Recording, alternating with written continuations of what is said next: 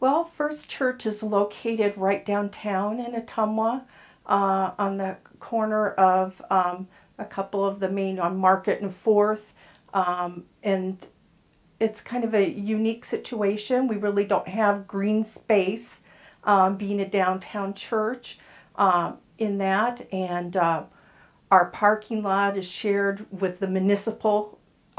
They actually, the city actually owns the parking lot. So from that, you can tell that we're very city, as far as city goes in Ottumwa. And it's been a church that has been there for many years. Lots of people, older people, have attended. The numbers, of course, dwindling as the age makes an influence on that. And we are, I think, probably have been fairly inward focused in the later years here. And so that's kind of where we're started.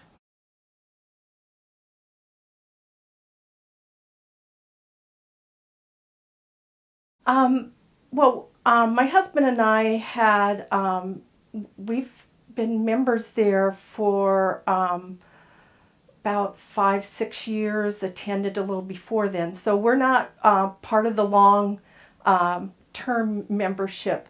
But when we attended there, one, there was a friendliness and warmth there.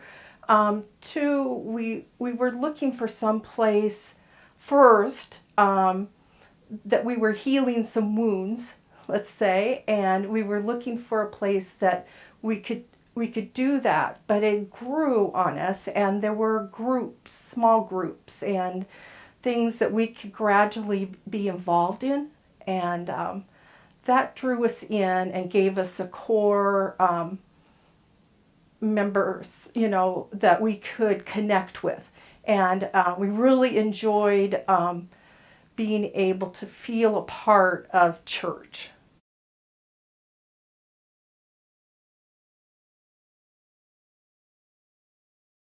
My knowledge of it, it probably came through our pastor, John Disberg, being connected, and people visiting with him about possibly starting that process at First Church. At least that's where I learned of it. So he opened the door, I would say, or also the Iowa Conference, kind of using the HCI process to help churches was a part of that. And what was it like? The decision to begin the HCI process. No, talk a little bit about the HCI process. Oh, the process? Itself. Okay. The HCI process, at first, I was asked by Pastor John to be part of the lay group that went to roughly monthly meetings at in Albia to connect with other churches that were beginning the process.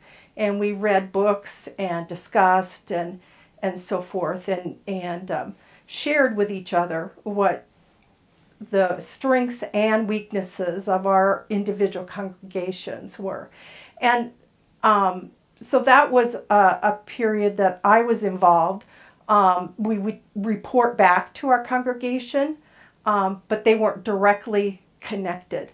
And then as we moved farther into the process, that brought more people in, and so they could take their ownership of the process. And we, it just is meant, I think, or developed so that you gradually move through the changes that are in place there, so that we developed more than a focus on what was going on at First Church, and then more specifically learned about where we were and where we were wanting to go, and got started on that development that led to our consultation weekend. And after that, then our prescriptions. And that's where we are right now. We're in the stage where we accepted the prescriptions and we're working on those.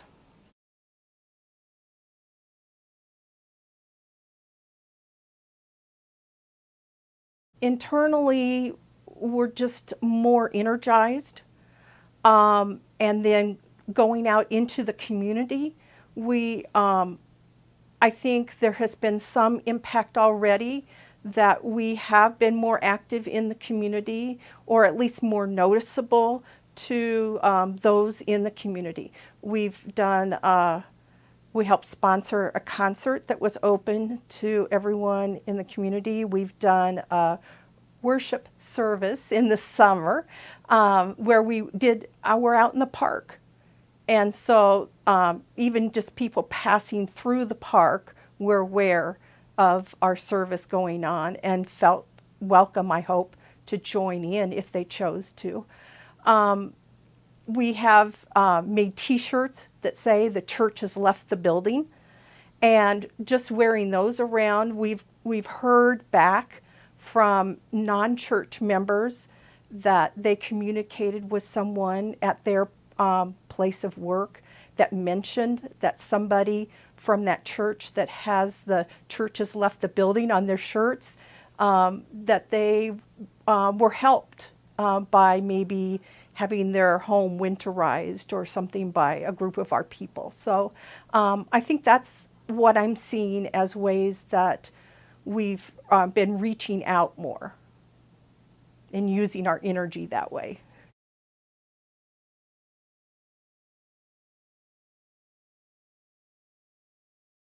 Very shortly, I would say do it. But the reasons behind that are that I think that there is such a benefit to going through that process of studying yourself and studying, expanding your knowledge of what else is out there, and then from that, developing ideas that are unique to your church.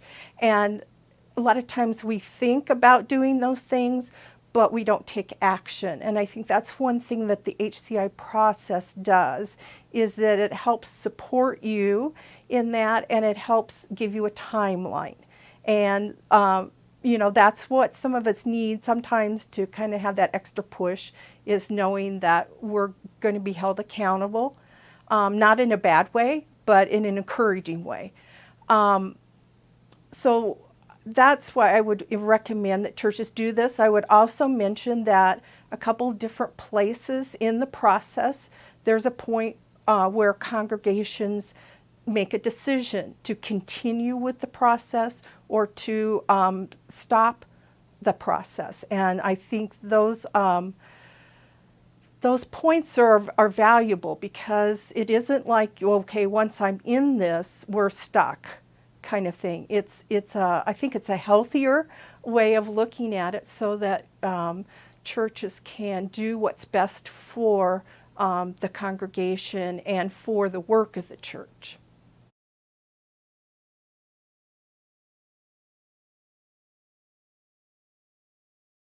I've tried to explain to a couple of other people that have asked me about this process, and I don't know how else to explain it other than I came upon the explanation that for anyone that's ever done any, no matter how simplistic, if you've done a little work on the computer with graphics or photographs, if you take the corner and drag it out, everything stays in proportion, but you can enlarge the picture or the graphic.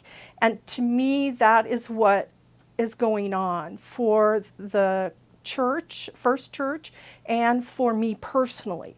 There seems to be a connection that I have experienced, that when we are working on things that expand what First Church is doing, I also grow individually as a disciple and as a a person in my walk, and they seem to be proportionate. So if I grow spiritually, it also increases what's going on in the church, and vice versa. And that's the only way I could think of to explain it.